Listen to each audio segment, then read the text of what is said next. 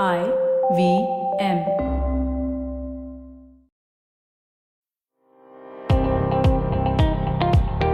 Welcome to All Things Policy, a daily podcast by the Takshashila Institution.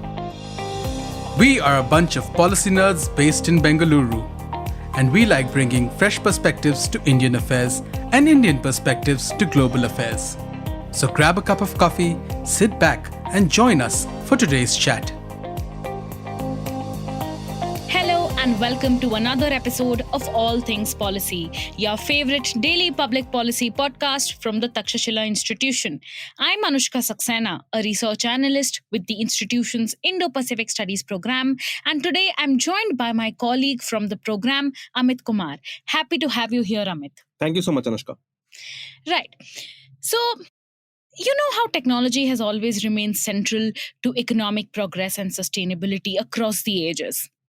Of late, geopolitics has further amplified the salience of technology for nation states, so much so that it has become central to driving and anchoring geopolitical contestation among major powers, especially the US and China.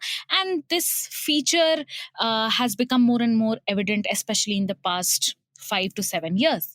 And as the so called great power rivalry intensifies, ownership and trade of technology have become increasingly securitized, with countries adopting several pathways to ensure either continued dominance or sustainability by mitigating dependencies and vulnerabilities, or attempting to look inwards and bridging the gap where they exist in some of the key technology supply chains.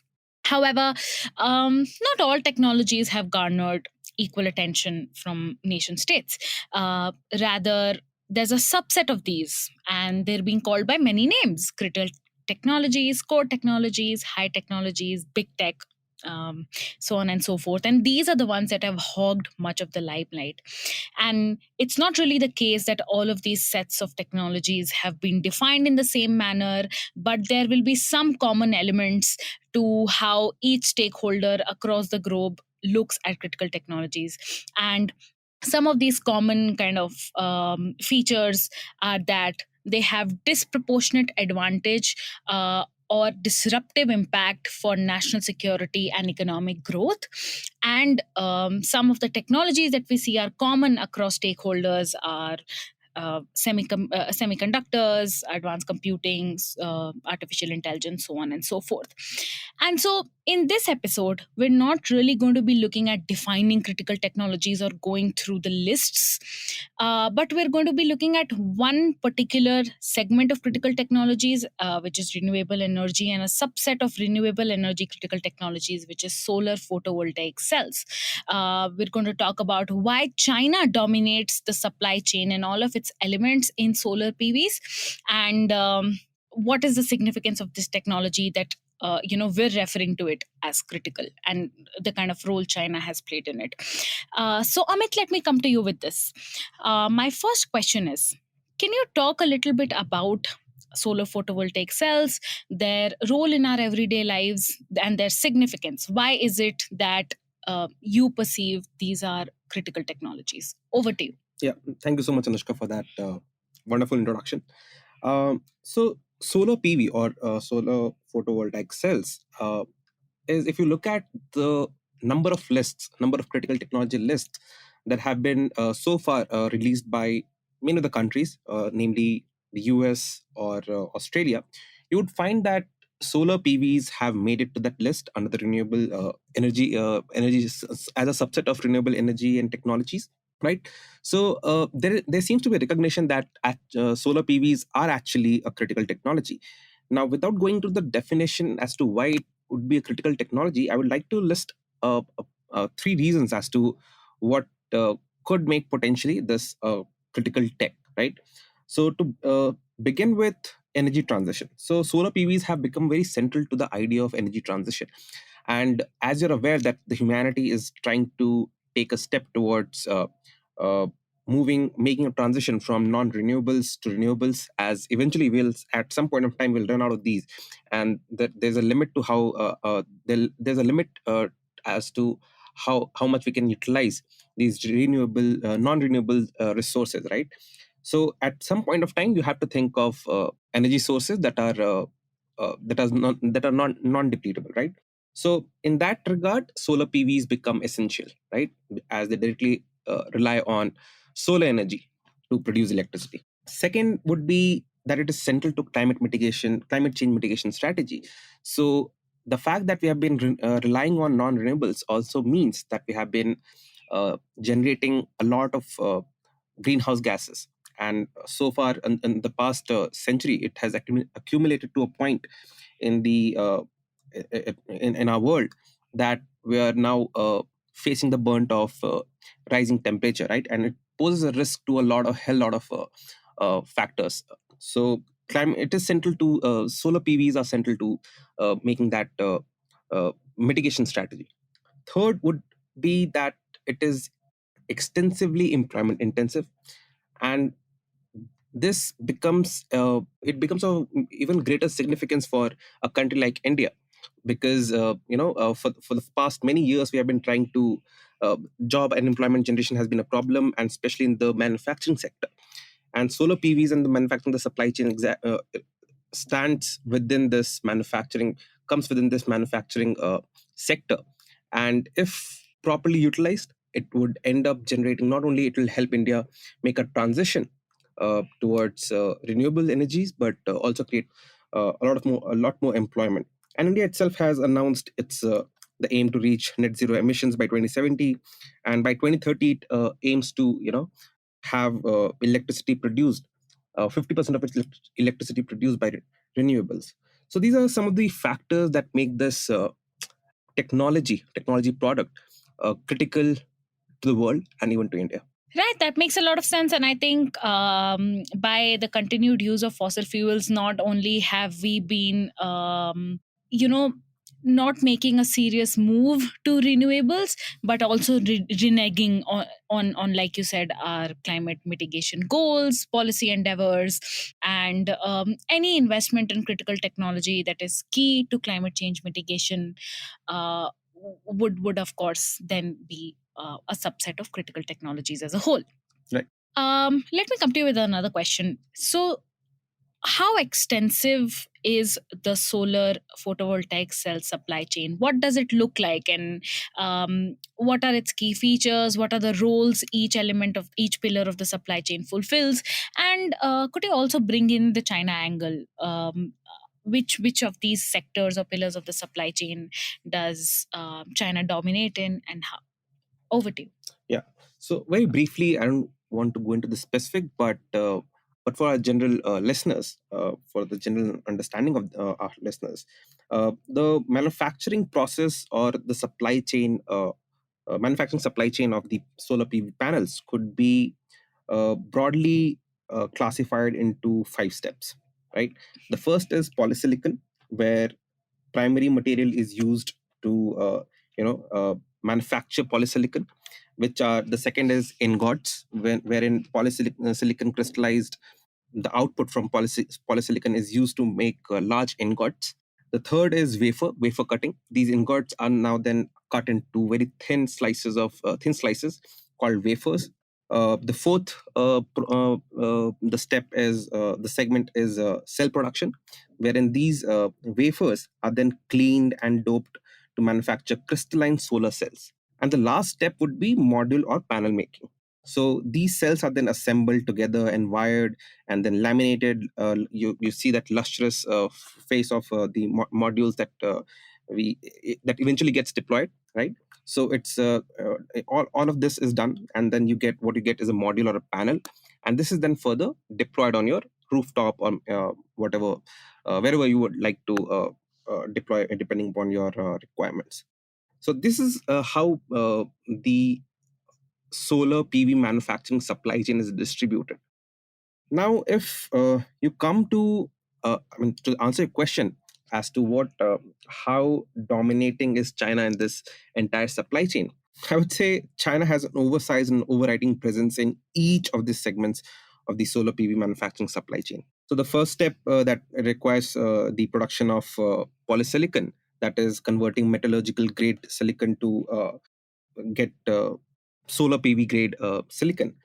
China dominates around 79% of this segment. So 79% of the production of polysilicon solar PV grade solar grade polysilicon happens in China alone. And if you look at ingots and wafer production, 96% of the world's production of wafers, ingots, and wafer cutting happens in China alone. Uh, no other country, I mean, the rest of Asia Pacific, excluding India, has the other three percentage share in this segment, and the rest have just 1%. So clearly, China is way ahead in this segment as well. Now, when it comes to the third segment, that is cell production, that is when you convert the wafers into cells, right? The third stage. China again has an 85% share in this segment of the supply chain, and that's massive again, right? And the Asia Pacific, if you exclude India and just account for Asia Pacific, all those countries together have a 12% share, right? Then we come to modules, the last stage of the solar PV manufacturing supply chain, right? Even here, in 2021, China had about 75% of global share.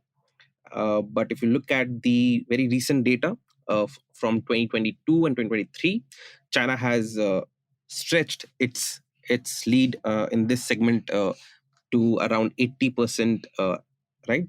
So again, if you look at across the segments of the supply chain, China has an overriding and oversized influence, and completely dominates the sector. Like in no segment is its uh, share below 80%, right? Almost touching 80%. And lastly, if you look at deployment, as to once these after these modules are prepared and manufactured, when they're deployed, in terms of deployment, you also see that 36% of the world share is taken up by China alone.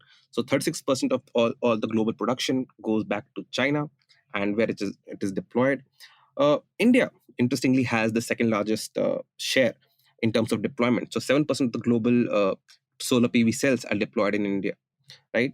And then there are other countries, Asia Pacific, which has 13%, and North America and Europe around 15% or so, 15-20%. So this is how the solar PV manufacturing global supply chain looks like at the moment, and it seems like China has an inassailable lead when it comes to this segment. That's really interesting, Amit. And I think there could be some lessons to draw for not just India, but countries around the world as to what are the policy measures, what is the policy ecosystem, what should it look like for a country to achieve this kind of a dominance in each segment of the supply chain of a critical technology. And if I can come to you with my next question, what do you think are the reasons behind China's dominance of the critical supply chain of solar PV cells? What are the factors that have given it this invincible dominance? And what are the lessons maybe India can draw, for example, from China's policy ecosystem on solar PV supply chains? Okay. Yeah, well, this could be a long answer because at least, and this is not an exhaustive list, but at least I think there are five primary reasons that I can see why China has been able to, establish its dominance in this segment. If just for our listeners, I would like to tell them that before 2012, China was not as large a player, and the production of solar PV cells was largely concentrated in parts of Europe and America, Northern America, and primarily the US. But after 2012, China has gradually built up that space for itself, wherein we have come to a point wherein China completely dominates the segment, as I discussed when answering a previous question. So there are five reasons that I can broadly think of, and that the first one would be early identification and policy support. So China, as far back in 2001 itself, in its 10th five-year plan, envisioned expanding industrialization of renewable energy technologies, and within this, solar PVs were given quite a bit of significance, right? So this allowed for them to introduce central and provincial level incentives for solar PVs manufacturing, and by the 11th 5-year plan, 5 years time, China identified that the lack of domestic capacity to produce polysilicon was posing an obstacle to its expansion plans, right? And quickly at that point, point when China realized this, in back in 2005, China imported around 95% of its polysilicon requirement to you, which went into PV manufacturing, right? That's massive, 95, almost entire requirement uh, of China was sourced from outside, right? So, and quickly they began working on this. They began promoting domestic production of polysilicon through grants, tax breaks, low cost loans, and national funds. And it was a time, if you, if you look at, a natural question would be, do these things help? So you'd like to, I would like to draw your attention to the point that at that point of time, back in 2001 and 5, the countries were still opening up, right? And at that point, when the countries were looking outwards, this protectionist policy might have helped China. And this allowed them to invest a lot of money in this segment. If for I mean by and this The result that we saw was that by 2007, China's dependence on polysilicon came down to 75 to 80%. And in 2012, it imposed anti-dumping duties also on polysilicon import from the US and South Korea. As a result, by 2014, its dependency came down to 40%, and today China accounts for like 80% of the total global production. So if you look at the investment around in this period, and even from 2006 to 2021, more precisely, if you look at the period from 2014 to 2021, around 70% of the global investment in the solar PV manufacturing supply chain was made by China alone. So China started well in advance, and if you look at the period between 2006 to 2013, around 50% of global investment was made by China alone. So China started way early than other players in the market even realized the importance what the solar PVs might be playing in the future, and started investing a lot of money in this segment, and also use some of the protectionist policies to get to a point where it is today. The second reason I would say is it's China's control of the raw materials. So there are about 20 raw materials and some selected minerals that go into the manufacturing of the solar PVs, right? And out of those, barring one or two, in none of the categories, in none of the selected minerals that go into the making of solar PVs, China's share in the production of those raw materials is below 30-35%, and it even extends to around 80% in some of these, in most of these, in fact, raw materials. So China is the biggest, not only a biggest player. The result that you see is a reflection of the fact that China is also a single largest producer of most of the raw materials that go into the making of solar PV cells. Stay tuned to All Things Policy. We'll be right back after a short commercial break.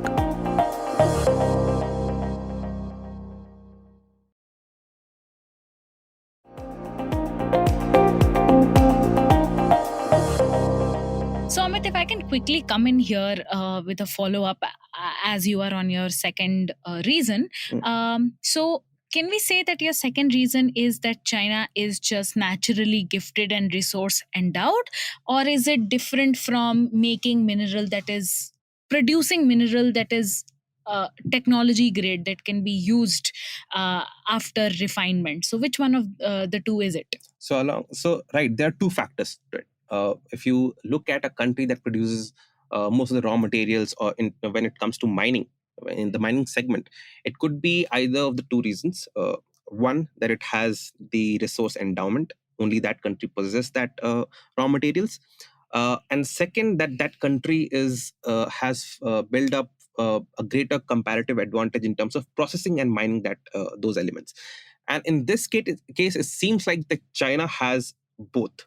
So China not only has a large chunk of these minerals and reserves that are there, and it's not that other countries do not have the reserves. There are many other countries like Chile and Peru in South America, and even South Asia and Oceania, that have these resources. But the fact that we are seeing that China is one of the largest producer of these raw materials is a combination of both these factors, wherein China not only has large reserves of these raw materials, but also has very very good processing technologies. And this I will have to give it to the Chinese, because initially when it started making investments, it started making the solar PVs, producing solar PVs. It realized that it did not had in that technological sophistication that akin to what was there in the West, and it gave its domestic manufacturers subsidies to actually import that technologies. And over time, because the Chinese were doing this at a scale, they managed to get themselves in a positions where they were actually, after 10 to 12 years, their domestic producers had better processing technologies than the uh, Americans itself, or the Europeans itself themselves. Right. Moving on. Yeah. So third reason, I think this is the most critical reason as to what has allowed China to become a dominant player in the solar PV supply chain, is its reliance on coal in an extremely energy intensive manufacturing process. So solar PVs manufacturing, the production of solar PV cells is extremely energy intensive, more than any other sector within the manufacturing segment. Some estimates suggest that it consumes more than thrice the energy that one of the Nordic country in the Europe consumes, like in a year, right? So that is the extent of its energy consumption, right? And the reason why the European and American players fell off in this competition with the Chinese is that, if you would know that, you must be aware that, given this whole narrative around, and not just narrative, and the climate goals and stuff, the Americans and the European countries, which which had to commit to a more uh, measures that would actually lead to climate mitigation and then phase out the use of coal and etc. It made them rely on resources of energy or electricity that were much more expensive. On the other hand, China had this advantage of a developing country which had a leeway and much greater room to still rely on coal. And and if you look at the stats, you would know that while the global generation, the share of coal in the global generation of electricity is only around 36%, around about 36%. When it comes to solar PVs, the share of coal in producing electricity rises up to around 70%. And this helps the Chinese, and because China is the largest producer of coal and consumer of coal, it allows them and their industries to keep the prices low, relying on coal. Of course, now there are other sources of energy that are,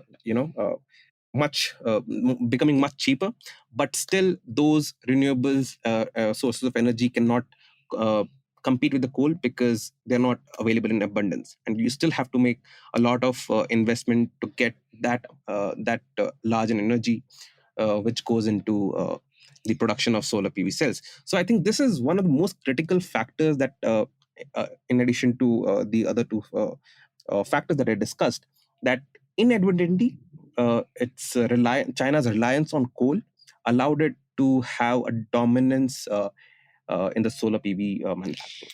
Right. This is interesting because, the rigorous requirements that were created for developed countries to phase out and commit more severely to their climate mitigation strategies as opposed to developing countries have actually led to more coal use in developing countries for the purpose of the building of renewable energy technologies. It's quite an interesting dynamic, and I guess in a way, China has been lucky so far to be able to use some of the key international trade advantages that such countries get.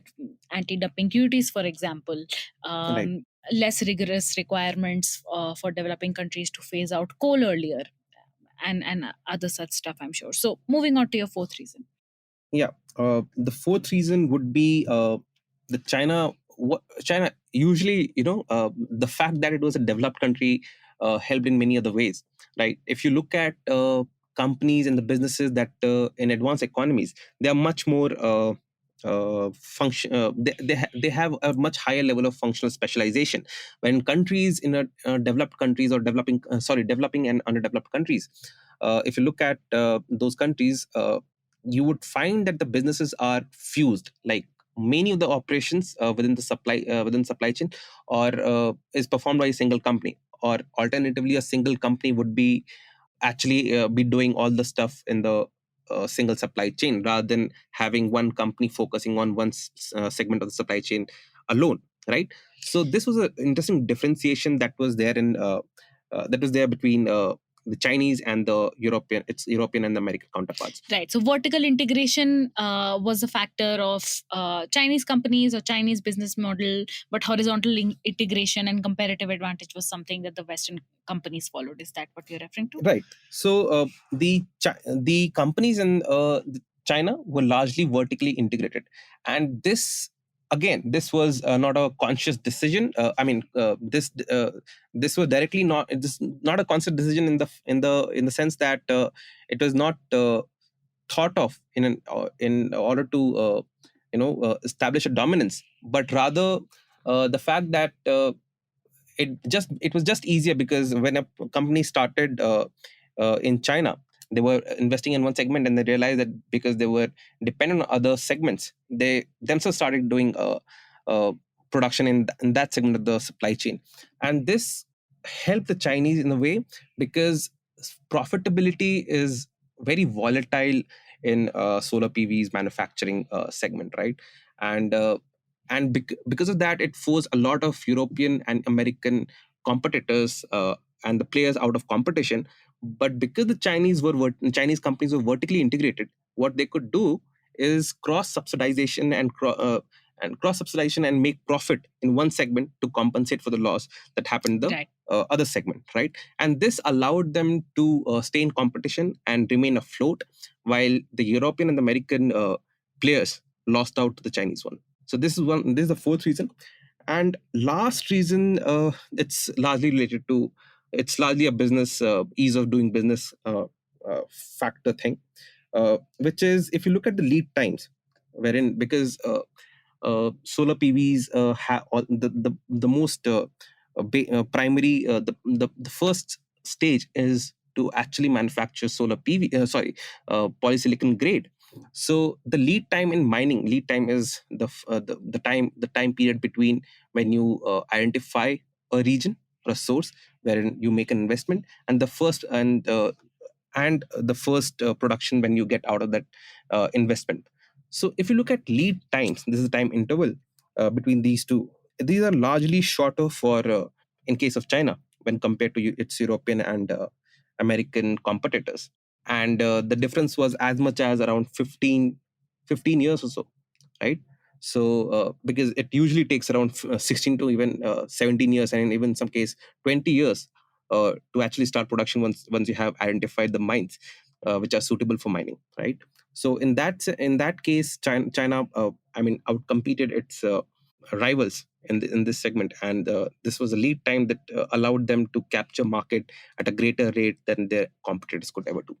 Right. And does this massive difference in lead times have anything to do with uh, shoddy business practices in China, more working hours, and lesser benefits or something of the sort? Yeah, more than that, environmental clearances, right? In the past 2 decades, you have seen how bad it became to live in China and the major cities in China, and environment really was not the primary concern. Rather, growth was, and which is much larger concern in the European and the American countries. You don't get environment clearances that easy. But that was a phase wherein companies and businesses could get away with environmental clearances on a very suboptimal costs, right? So that also helped. But now, as things get even difficult, even for the Chinese to get, as environment has become one of the focus areas, right? So you see that other Asian countries and even India, except for in the polysilicon segment, India's lead time are at are either comparable or lesser than the Chinese. So yeah, it presents India with an opportunity to make, if substantial investments are made, to grasp some share of the global manufacturing share. And don't forget, India also does have that same leeway to rely on coal that China did and help China. Right. I think that was going to be my last question about what India can and cannot do. And thank you so much for answering that as well, Amit. This has been a really fascinating discussion. At least I can speak for myself that I really got to learn in deep about the nature of the solar PV supply chain, the significance of the technology, why do we and other countries refer to it as critical, and what has China's technology policy ecosystem, innovation ecosystem been like for it to be able to gather dominance in almost all of the segments of the PV supply chain. Thanks, Amit, and thank you to our listeners for tuning into another episode of All Things Policy. Thank you so much, Anushka. Thanks for having me. If you liked our show, don't forget to check out other interesting podcasts on the IVM network. You can tune into them on the IVM Podcast app, ivmpodcast.com, or wherever you listen to your podcasts. You can also follow IVM on social media. The handle is @IVM Podcasts on Twitter, Facebook, and Instagram. And hey, if you'd like to dive into Takshashila's research on technology, strategy, and economic affairs, check us out at our Twitter handle @TakshashilaINST or our website takshashila.org.in.